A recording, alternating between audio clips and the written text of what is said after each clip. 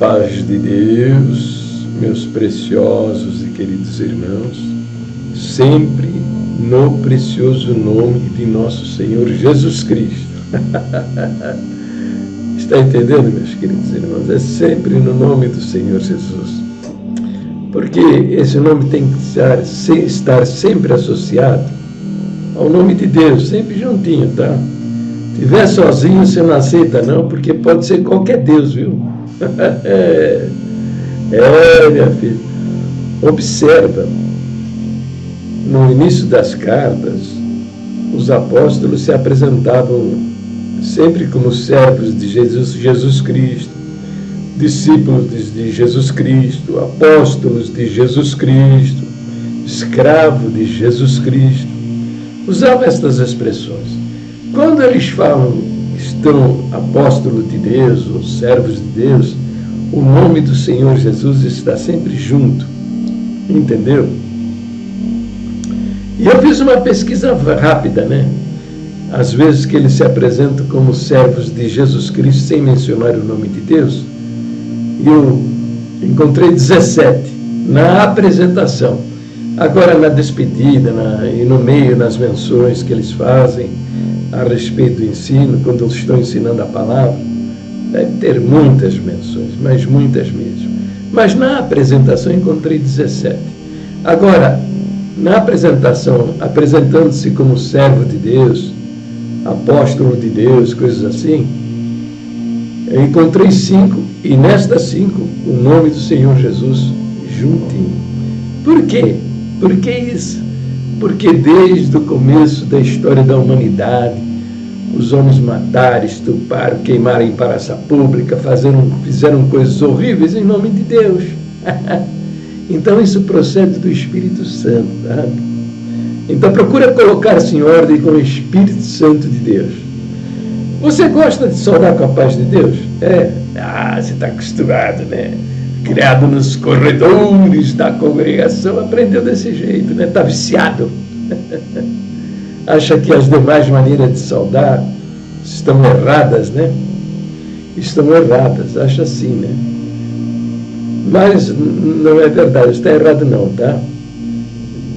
Comece a saudar, quer saudar com a paz de Deus, então associa sempre o nome do Senhor Jesus, viu?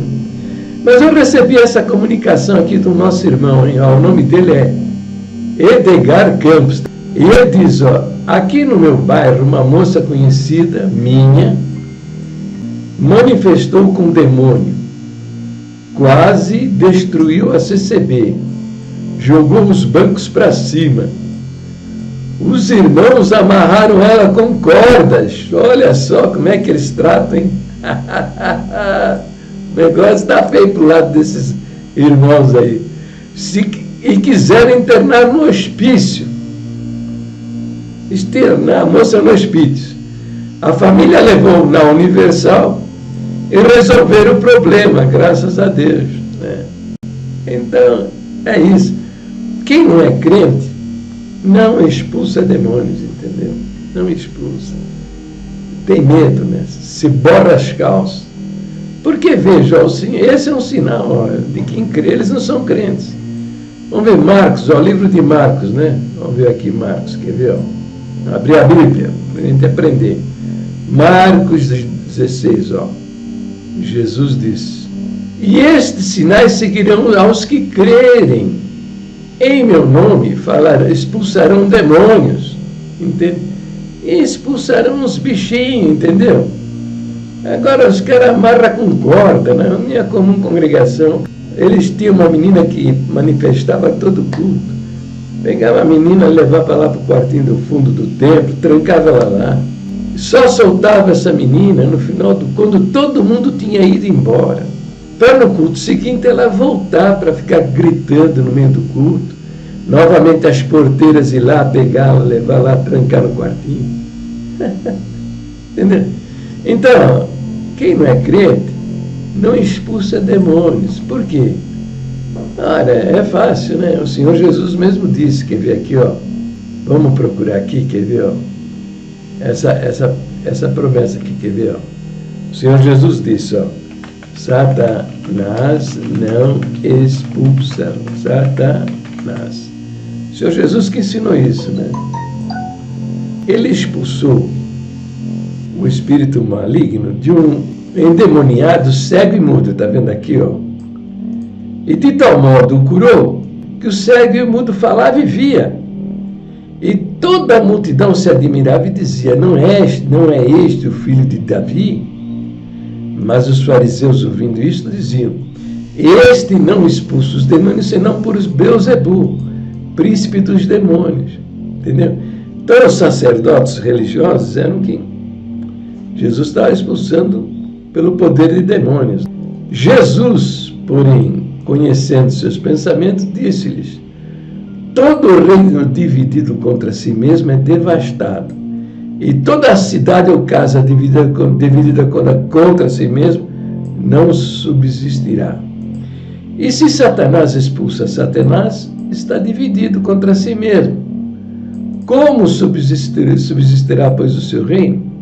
Mas, depois, se eu expulso os demônios pelo Espírito de Deus, logo é chegado a vós o reino de Deus. Né?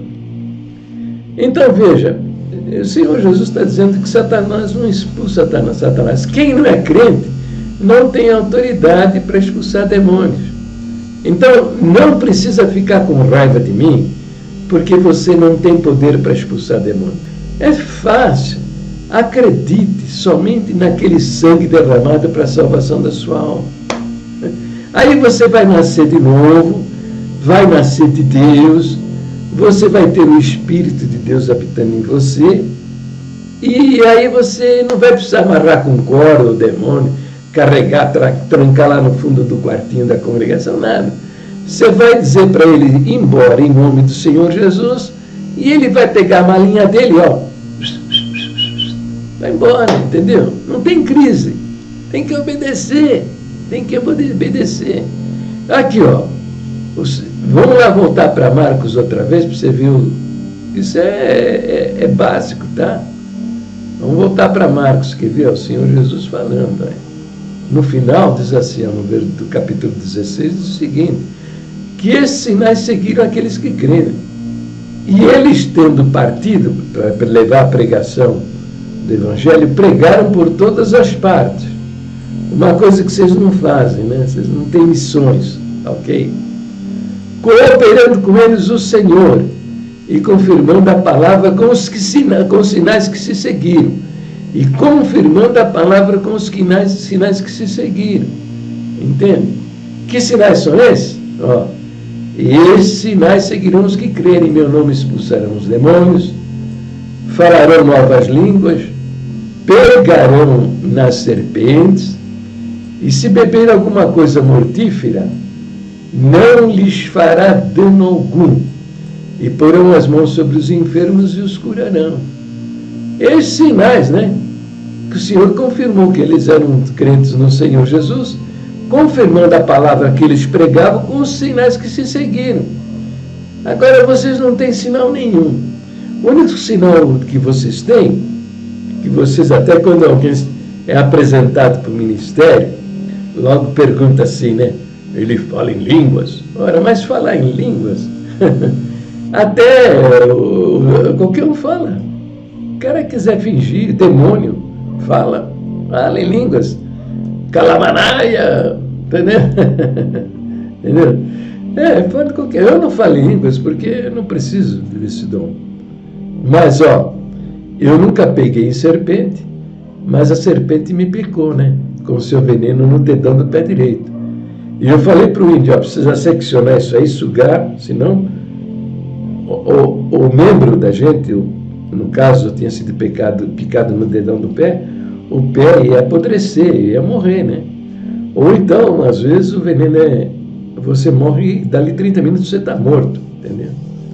Eu nunca peguei serpente, né?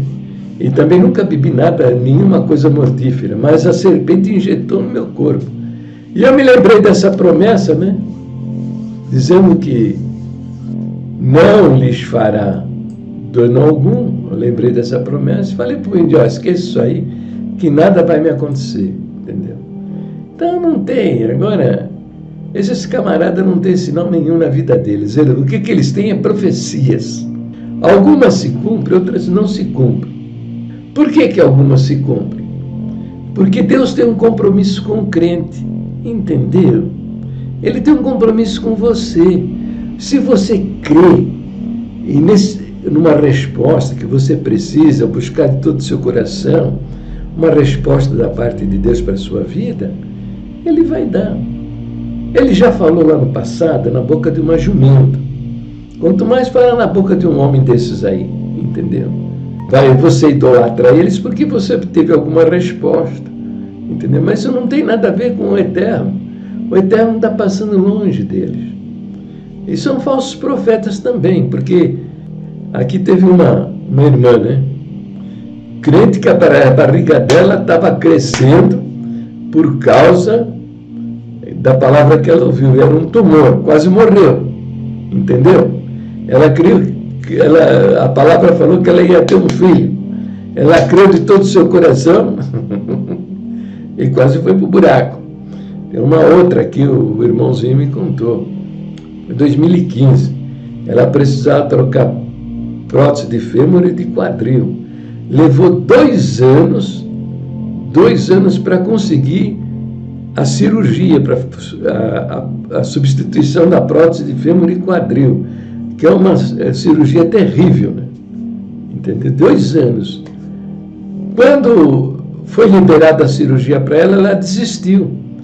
Eu não sei se o irmão entende que ela ouviu alguma profecia mentirosa lá no templo e creu que ela poderia ter uma prótese de ossos humanos, que é o melhor, sabe? É o melhor. Não quis, rejeitou a cirurgia e foi atrás do INSS para conseguir uma prótese de ossos humanos. Difícil, sabe? Isso é complicado. Mas ela tinha a promessa da pregação na palavra que falou com ela. Foi firme. Levou 6 meses, uma cirurgia que o cirurgião, quando deu o diagnóstico em 2015, ele disse o seguinte: ela não pode estar andando muito, porque essa ferragem está sendo sustentada por uma lâmina de osso de milímetros. Entendeu? Se esse osso se romper, essa ferragem vai entrar para dentro do corpo dela. Então veja só o risco, né? 2017, a cirurgia marcada, ela desistiu para ir atrás da promessa que ouviu, levou 6 meses para ser ouvida pelo pessoal do INSS, marcarem uma entrevista com um médico cirurgião de um hospital que faz esse tipo de trabalho. São 3 hospitais aqui em São Paulo que tem bancos de ossos. É o Hospital das Clínicas, aquele hospital israelita, e tem um outro hospital aí, que eu não me lembro o nome, entendeu? É o Hospital Israelita e um outro hospital por aí, que eu não me lembro o nome agora, se é o Hospital São Paulo, não sei. São 3 só. Depois de acho que quase 1 ano, então teve a entrevista com esse médico, lá no Hospital das Clínicas, mas ela andando lá pelos corredores, ela viu gente em pior situação do que ela, jogada ali, sentada no chão, esperando um atendimento, uma coisa horrível, sabe? Quando conversou com o médico na entrevista falou: olha, eu não posso passar a senhora na frente. E a filha leva 4 anos, vou levar 4 anos para... Está demorando 4 anos para atender as pessoas. Aí ela aceitou a cirurgia aqui no plano de saúde dela, levou quase 3 anos para se qualificar outra vez para a cirurgia, entende? Tem cabimento um negócio desse? Porque foi atrás de falsas profecias, tá? São campeões nas falsas profecias. As profecias bíblicas não são para ser desse jeito aí, não. Veja bem, a palavra diz, para profetizar, entendeu? Para profetizar, o ensino da palavra diz: se houver profetas, profetize 2 ou 3, mas é só. Está lá em 1 Coríntios 14, 29, né? Sobre o dom de língua, diz assim: se alguém falar em língua desconhecida, faça isso por 2, ou quanto muito 3, e por sua vez, quer dizer, 1 de cada vez, não é todo mundo no culto. E haja intérprete, tenha quem interprete o que essa pessoa está dizendo. Mas se não houver intérprete, esteja calado na igreja, ó, bico calado, e fale consigo mesmo e com Deus. E os profetas, aqui, ó, e falem 2 ou 3 profetas, e os outros julguem. Então, se tem profeta, fale, mas essa profecia tem que ser julgada. Não é o cara abrir a Bíblia em qualquer lugar e ficar pregando, falando profecias aí na cabeça de 500, 600 pessoas, que isso aí, a grande maioria é mentira. E aí, veja, quem recebeu a palavra, ouve uma profecia às vezes verdadeira, vai lá na frente e testemunha. O ladrão da glória de Deus lá na tribuna é glorificado. Agora, quando o cara esperou na profecia e se deu mal, ele não vai lá na frente testemunhar, né? Falou, irmandade, esperei na palavra e me dei mal, né? Não tem isso aí. Mesmo porque é perigoso ele tomar um couro. Então, não tem esse negócio de profecia, um que vai lá na frente e fica profetizando coisas que... Isso é fora da palavra de Deus, sabe? Então, o resultado disso aí é apostasia, é falsos ensinamentos, essa confusão imensa que esses homens andam metidos, né? Tá bom, ó, para o vídeo por aqui. Aprendam, né? O cara, ele é do Senhor, então o Espírito de Deus está nele, tem que aparecer os sinais. Se não tiver os sinais de Deus, é mentira. Deus abençoe a todos, fiquem todos na paz gloriosa do nosso Deus. Eu vou ter que sair com a minha esposa, atrás do exame médico aí.